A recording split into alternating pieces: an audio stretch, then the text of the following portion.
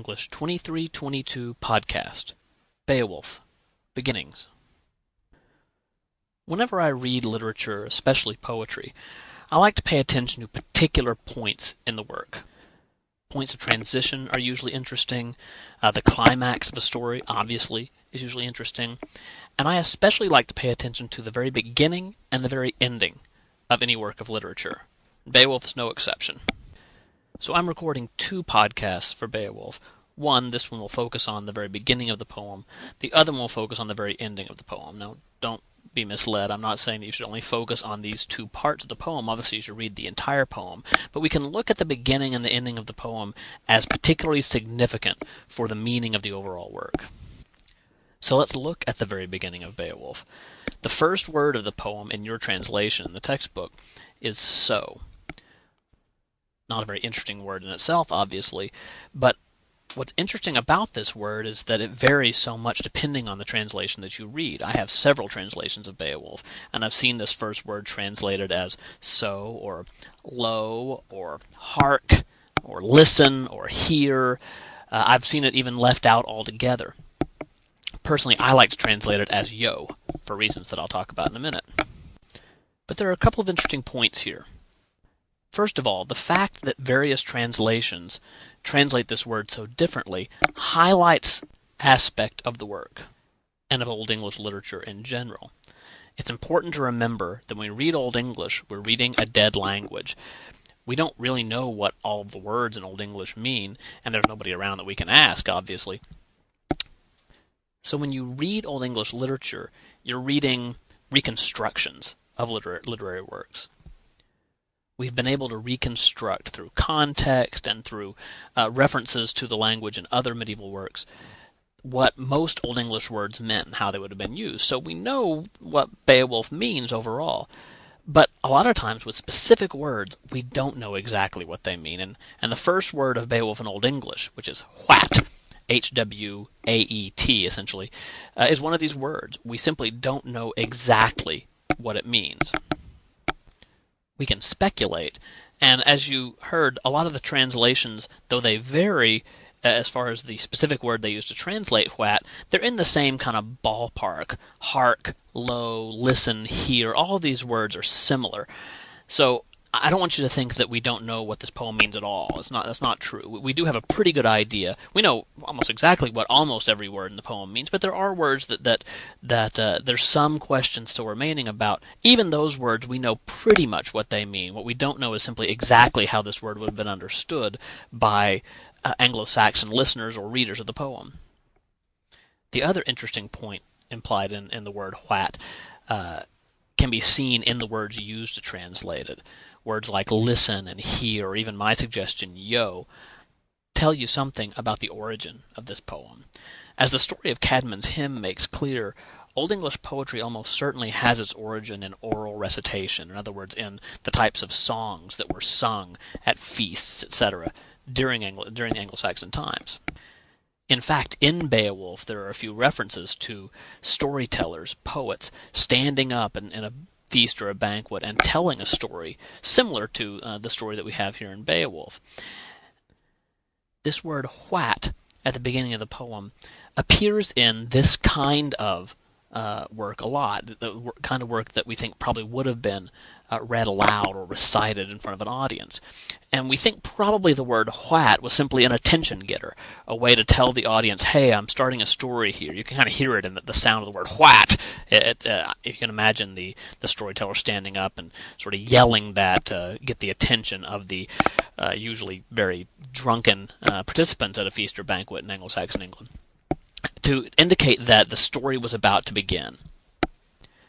The fact that hwat is the first word in Beowulf, then, suggests that even this poem, which obviously is very long, 3,182 lines, even a poem like Beowulf may have originally had an oral purpose. In other words, it may have been told, probably not all at one time, because we know that would take several hours. There are some modern storytellers who try to read the poem Beowulf in Old English aloud, and it takes 6 to 8 hours, I think, to get through the entire poem. So probably it wasn't all read aloud at one time, but Maybe bits and pieces of the story were recited in front of audiences at feasts and banquets. Or maybe Beowulf never was read aloud, but it's simply that word "what" is simply an indication on the part of the poet that it's the kind of story that you would have heard at a feast or a banquet. Maybe that word "what" was just sort of a relic, a vestige of oral storytelling in general, and the fact that poetry had, until very recently, probably been exclusively oral. So when you read Beowulf, try to keep in mind the kind of literature you're reading. It may be that this poem was originally performed orally, but even if it wasn't, it represents a very new kind of literature, a kind of literature that was meant to be read with the eyes rather than heard with the ears. And this is one of the reasons why Beowulf, and other Old English poems as well, are so important in our understanding of English literature overall, because we can see in the way these poems are put together a move from traditional oral storytelling towards real literature, that is, written literature, literature meant to be read. Now, after this first word, the poem proper begins. But it begins in a pretty strange way when you think about it. The first 60 lines or so tell the story not of Beowulf, the hero that the poem is named for, but rather a man named Shield Sheafson, according to your translation. In Old English, it's Scyld Scefing. Now, Shield Sheafson is an interesting character. We learn a little bit about him, about his birth, about what a good king he was, about his death. What's interesting to me, though, is that this character has virtually no relation to Beowulf. In fact, Shield Sheafson is only relevant to this poem in as much as he is the great-grandfather, I guess, of Hrothgar, the king that Beowulf comes to help in the first half of this poem. Now, Hrothgar is certainly an important character in the poem, but not so important, I think, that we need to know who his great-grandfather was. If it was Beowulf's great-grandfather, I suppose I could understand it a little more, but Hrothgar's great-grandfather? Give me a break. So the question becomes, why does the poem begin this way? Why do we need to start with Shield Sheafson? Why not start the poem with Beowulf? I think there are a couple answers to that question. First of all, it's interesting that Shield Sheafson, or Shield Scefing, is a character that does show up in other medieval literature, other medieval Germanic literature, specifically Old Danish and Old Swedish works. This in itself is significant, since almost none of the characters in Beowulf do show up in other works at all. As I mentioned in the written lecture, Beowulf, the character, is not mentioned in any other work of literature. He is never mentioned outside of this poem. We do have a couple of works that mention Hrothgar, a couple of works that mention Hygelac, who is Beowulf's lord. You'll meet him a little ways into the poem. A few works that mention other very minor characters, like Ingeld, who doesn't actually appear in the poem, but is mentioned by Beowulf and by Hrothgar. So we have a few characters who are mentioned elsewhere, but generally the characters in Beowulf are specific to this poem, and that's significant because it implies that this was a fairly original work, since a lot of these old stories use characters over and over again. When we get to the King Arthur literature, for example, you'll see this happen, where either King Arthur or various Arthurian knights show up in lots of different stories. The medieval authors often reused characters, in other words, but not the author of Beowulf, with a few exceptions, and Shield Sheafson is one of these exceptions. In fact, we can assume that the audience of Beowulf would have probably known who Shield Sheafson was. In other words, when the poet starts by mentioning Shield Sheafson, in fact, let's look at the lines specifically. The first few lines of the poem read, "So the spear days and days gone by, and the kings who ruled them had courage and greatness. We have heard of those princes' heroic campaigns." Just for your edification, I'll read you those lines in Old English as well. They read something like this. What weg ardena in yeer dagum theod kuninga thrum jofrunan. Now, what's interesting to me is that last line, "We have heard of those princes' heroic campaigns." The poet here implies that the audience would be familiar with the Spear Danes. It's like he's saying, you remember these stories we've all heard of the Spear Danes. Maybe these were very common stories, stories that had become part of the culture in the way that stories of maybe maybe George Washington or the story of the Alamo for Texas has become part of the cultural consciousness so that you can assume people know the story already. So the poet seems to be saying, you know these spear Danes, and probably you remember this guy Shield Sheafson. You've heard about him in other stories. And the way the poet tells the story of Shield Sheafson, without a lot of detail, seems to imply that the audience would be able to fill in the gaps for themselves.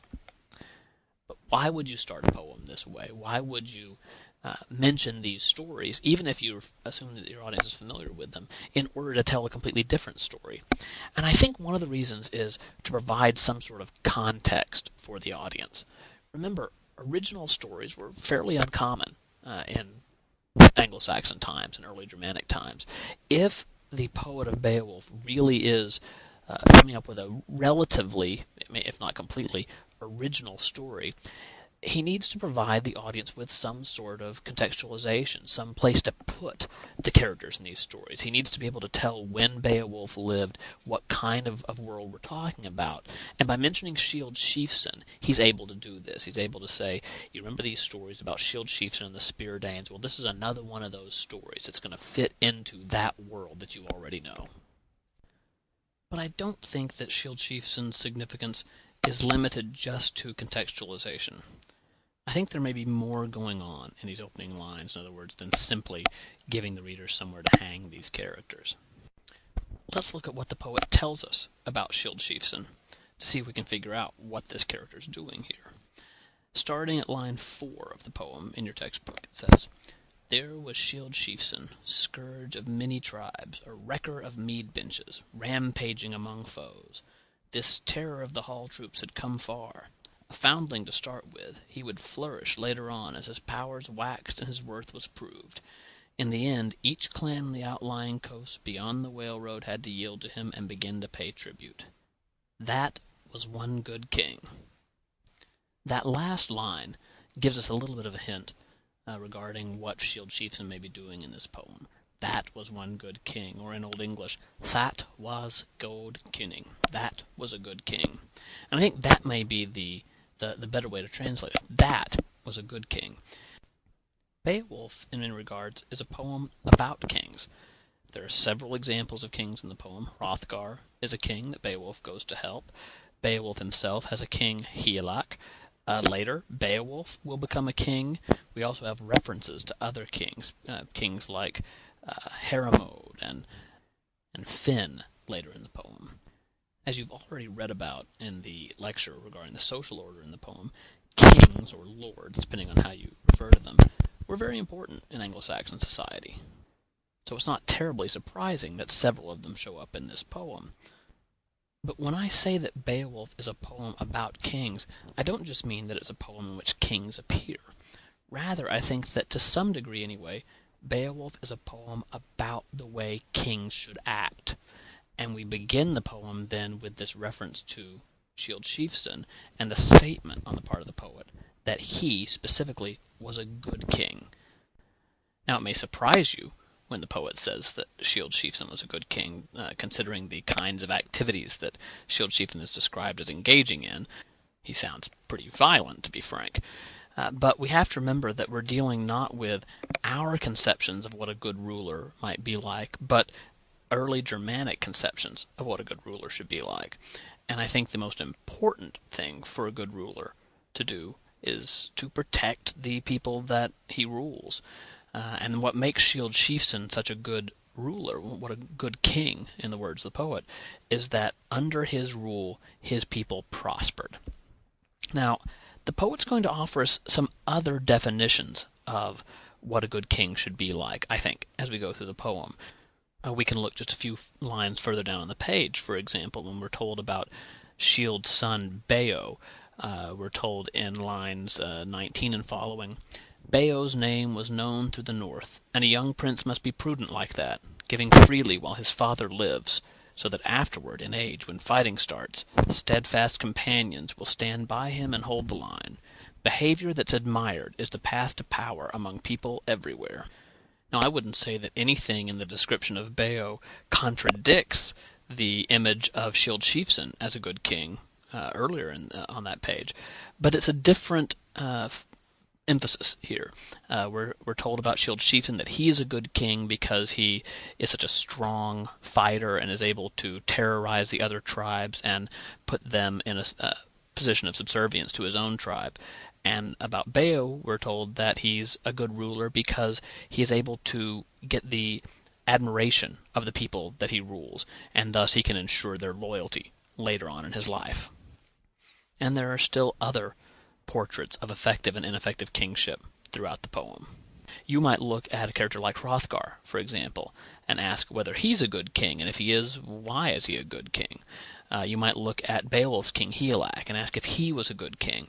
Later, when the poet mentions a king like Heremod, who is described as not being a good king specifically, it might be interesting to see what it is that makes him not a good king, or makes him a less effective ruler as compared to somebody like Shield Sheafson. But then the big question, obviously, in this poem will be how we think about Beowulf as a ruler. In the first half of the poem, Beowulf is not a king. He's a fighter. He's simply a warrior who owes his loyalty to another king, Hygelac, or to a foreign king that he goes to assist, a king like Hrothgar. But in the second half of the poem, Beowulf himself is a king. And if the poem is about Beowulf at the same time that it's a poem about kings, obviously one question that we're going to have to deal with is whether Beowulf is or is not an effective ruler. But we'll have to wait for the end of the poem to make that assessment. For now, continue on with your reading of Beowulf. Think about this beginning of the poem. Think about the way these opening words set a tone for the poem, establish a context for the poem, remind us of the oral backgrounds of the poem, and pose that initial question. What is it that makes a good king? We'll come back to it when we look at the end of the poem. For now, if you have any questions, please let me know. Thanks.